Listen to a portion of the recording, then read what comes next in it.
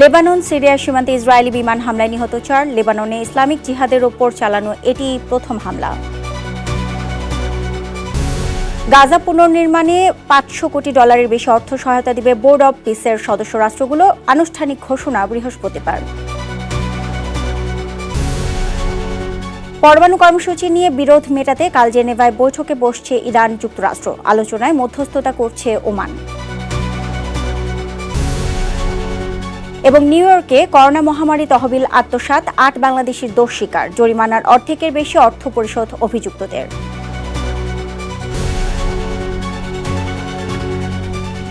বিশ্বজুড়ে ঘটে যাওয়া দিনের গুরুত্বপূর্ণ ঘটনাবলী নিয়ে RTVর নিয়মিত আয়োজন সারাদিনের বিশ্বে আপনাদের সাথে রয়েছে আমি নুসরাত সুজানা। লেবানন সিরিয়া সীমান্তে ইসরায়েলি ড্রোন হামলায় অন্তত 4 জন নিহত হয়েছে। সোমবার সকালে সীমান্ত এলাকার মাজদাল আনসার গ্রামে একটি চলন্ত গাড়িকে লক্ষ্য করে এই হামলা চালানো হয়। লেবাননের স্বাস্থ্য মন্ত্রণালয় 4 জন নিহতের খবর নিশ্চিত করেছে। ইসরায়েলি বাহিনীর দাবি, তারা ওই গাড়িতে থাকা ফিলিস্তিনি সশস্ত্র গোষ্ঠী ইসলামিক জিহাদের সদস্যদের লক্ষ্য করে হামলাটি চালিয়েছে। 2024 সালের যুদ্ধবিরতি চুক্তির পর লেবাননে ইসলামিক জিহাদের ওপর চালানো এটি প্রথম ইসরায়েলি হামলা। যুদ্ধবিধ্বস্ত গাজা পুনর্নির্মাণ ও মানবিক সহায়তায় বড় ধরনের আন্তর্জাতিক উদ্যোগ সামনে এসেছে। $800 কোটি বেশি অর্থ সহায়তার প্রতিশ্রুতি দিয়েছে বোর্ড অব পিসের সদস্য রাষ্ট্রগুলো। আগামী বৃহস্পতিবার আনুষ্ঠানিক ঘোষণার মাধ্যমে বিষয়টি বিশ্ববাসীর সামনে তুলে ধরবেন মার্কিন প্রেসিডেন্ট ডোনাল্ড ট্রাম্প। ব্রিটিশ বার্তা সংস্থা রয়টার্স এ তথ্য জানিয়েছে। বিস্তারিত জানাচ্ছেন আরাফাত ইয়াসার।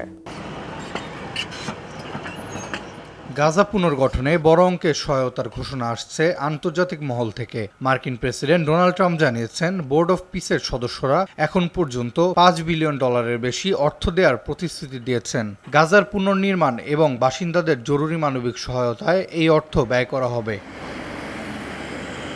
রোববার নিজ সামাজিক যোগাযোগ মাধ্যম ট্রুথ সোশ্যালে দেয়া এক পোস্টে ট্রাম্প বলেন, গাজায় জাতিসংঘ অনুমোদিত আন্তর্জাতিক স্থিতিশীলতা রক্ষাকারী বাহিনী ও স্থানীয় পুলিশে হাজার হাজার কর্মী নিয়োগের প্রতিশ্রুতিও দিয়েছে সদস্য রাষ্ট্রগুলো। তবে এই উদ্যোগ বাস্তবায়নে হামাসকে পূর্ব স্বাক্ষরিত চুক্তি মেনে সম্পূর্ণ নিরস্ত্রীকরণ করতে হবে বলেও শর্ত জুড়ে দেন তিনি। গাজা যুদ্ধের স্থায়ী সমাধান, পুনর্গঠন ও দীর্ঘমেয়াদী শান্তি নিশ্চিতের লক্ষ্যে ট্রাম্পের উদ্যোগে গঠিত হয় বোর্ড অফ পিস।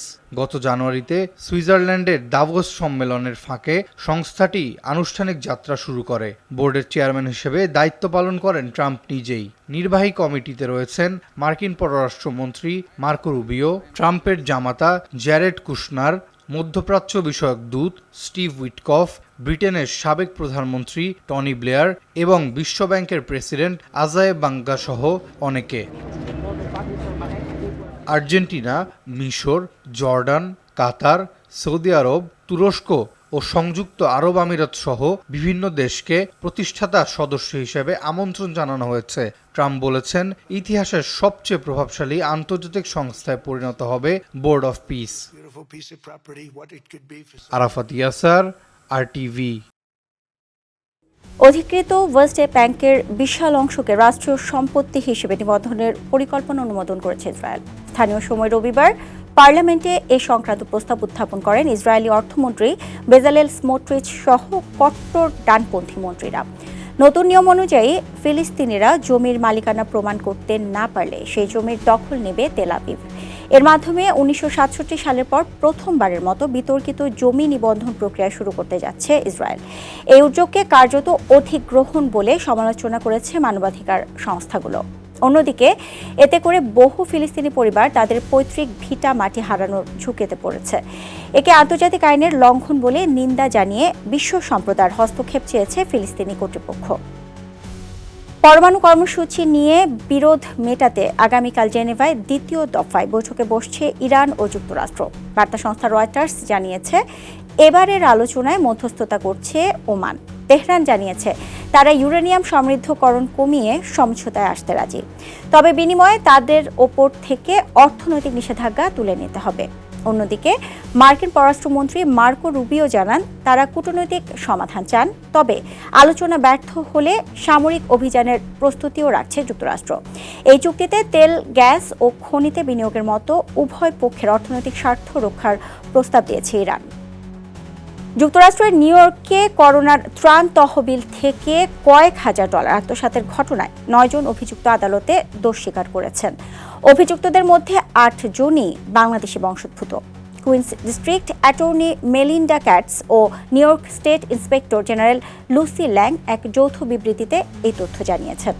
তবে অভিযুক্তরা বলছেন ইতিমধ্যে জরিমানার অর্ধেকের বেশি অর্থ পরিশোধ করে মামলাটির নিষ্পত্তি করা হয়েছে। বিস্তারিত সামিউল শিহাবের রিপোর্টে। যুক্তরাষ্ট্রে করোনাকালীন ত্রাণ তহবিল থেকে অর্থ লুটপাটের ঘটনায় 8 বাংলাদেশি নাম উঠে এসেছে। দুর্যোগের সময় আর্থিকভাবে ক্ষতিগ্রস্ত ক্ষুদ্র ব্যবসা প্রতিষ্ঠানগুলো সচল করতে নিউ ইয়র্ক অঙ্গরাজ্যে এই তহবিল দেওয়া হয়। নিউ ইয়র্ক স্টেট ইন্সপেক্টর জেনারেলের অফিস পরিচালিত এক তদন্তে দেখা যায় 2020 সালের জুন থেকে একাধিক ভুয়া ব্যবসা প্রতিষ্ঠানের নামে এসব আবেদন করা হয়। আবেদনকারীরা দাবি করেন এই অর্থ কর্মচারীদের বেতন, সরঞ্জাম কেনা ও অফিস ভাড়ার জন্য প্রয়োজন। তবে ব্যাংক ও ট্যাক্স রেকর্ড পর্যালোচনায় দেখা যায় তহবিল পাওয়ার আগে এসব প্রতিষ্ঠানের কোনো অস্তিত্ব বা কার্যক্রম ছিল না এবং অর্থ পাওয়ার পরপরই তা ব্যক্তিগত অ্যাকাউন্টে সরিয়ে নেওয়া হয়। 2025 সালের মে থেকে 2026 সালের ফেব্রুয়ারির মধ্যে অভিযুক্তরা কুইন্স সুপ্রিম কোর্টে দোষ স্বীকার করেন। রায়ে তাদের মোট $10,91,720 ক্ষতিপূরণ প্রদানের নির্দেশ দেয় আদালত। এরই মধ্যে $7,60,000 ফেরত দেওয়া হয়েছে। এম্পায়ার স্টেট ডেভেলপমেন্টের pandemic small business recovery grant প্রোগ্রামের অভিযুক্তরা হলেন মাহবুব মালিক, তোফায়েল আহমেদ, ইউসুফ এমডি, খোকন আশরাফ, জাকির চৌধুরী, মোহাম্মদ খান, তানভীর মিলন, জুনেদ খান ও পাকিস্তানি বংশোদ্ভূত নাদিম শেখ। তাদের নাম পরিচয় প্রকাশ করা হলেও ছবি প্রকাশ করেনি কর্তৃপক্ষ। তহবিল আত্মসাতের প্রতিক্রিয়ায় সংকটের সময় বরাদ্দকৃত অর্থ চুরিকে একটি গুরুতর অপরাধ বলে মন্তব্য করেন ডিস্ট্রিক্ট অ্যাটর্নি মেলিন্ডা ক্যাটস। এদিকে অভিযুক্ত জাকির চৌধুরী দাবি করেন ব্যবসায়িক অংশীদারের কারণে তিনি এই পরিস্থিতিতে পড়েছেন। আইনি জটিলতা এড়াতে ইতিমধ্যেই জরিমানার অর্ধেকের বেশি অর্থ পরিশোধ করে মামলাটি নিষ্পত্তির দাবিও করেছেন তিনি। আরেক অভিযুক্ত খোকন আশরাফ জানিয়েছেন তিনিও ইতিমধ্যে তার অংশের $70,000 পরিশোধ করেছেন। সামিউল শিহাব, RTV। ব্রিটেনের টালমাটাল রাজনৈতিক সময়ে স্থিতিশীলতার প্রতীক হয়ে আছে এক ট্যাবি বিড়াল, যার নাম ল্যারি। ডাউনিং স্ট্রিটের চিফ মাউজার হিসেবে এরই মধ্যে 5 প্রধানমন্ত্রীর অধীনে দায়িত্ব পালন করেছে সে। বর্তমানে সে কাজ করছে লেবার নেতা কিয়ার স্টারমারের অধীনে। চিফ মাউজার ল্যারিকে নিয়ে আরও বিস্তারিত তুলে ধরছেন আরাফাত ইয়াসার।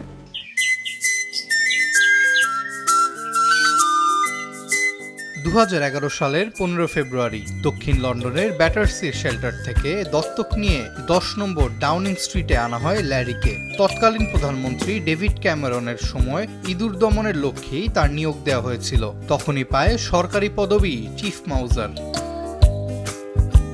গত 1.5 দশকে ব্রিটেনে রাজনৈতিক পালাবদল হলেও ডাউনিং স্ট্রিটে টিকে আছে ল্যারি। টানা 5 জন কনজারভেটিভ প্রধানমন্ত্রীর পর এখন সে দায়িত্ব পালন করছে লেবার পার্টির নেতা কিয়ার স্টারমারের অধীনে। স্টারমার জানান তাদের পরিবারের বিড়াল জোজো সন্তানদের কাছে বেশ আদরের। এছাড়া তাদের পোষ্য হ্যামস্টার বিয়ারের কথাও জানান তিনি। তবে স্টারমারের আরেক বিড়াল প্রিন্স ইতোমধ্যে 10 নম্বরের বাসিন্দা হয়েছে।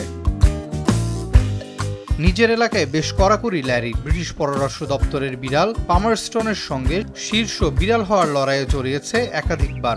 শেষ পর্যন্ত অবসর নিয়ে গ্রামে চলে যায় পামারস্টন। এমনকি লন্ডনের শেয়াল ও কবুতরদের তাড়িয়ে দেওয়ার নজিরও রয়েছে তার। যদিও ইঁদুর ধরায় তার দক্ষতা নিয়ে প্রশ্ন আছে। সাংবাদিকদের কাছে সে বেশ জনপ্রিয়। লাইভ সম্প্রচারের সময় হঠাৎ পেছনে হাজির হয়ে সব মনোযোগ কেড়ে নেওয়া তার পুরনো অভ্যাস। এক সাক্ষাৎকারে নিজের ভাষায় ল্যারি জানিয়েছিল, রাজনীতিবিদেরা আসেন আর যান, কিন্তু আসল বস সেই।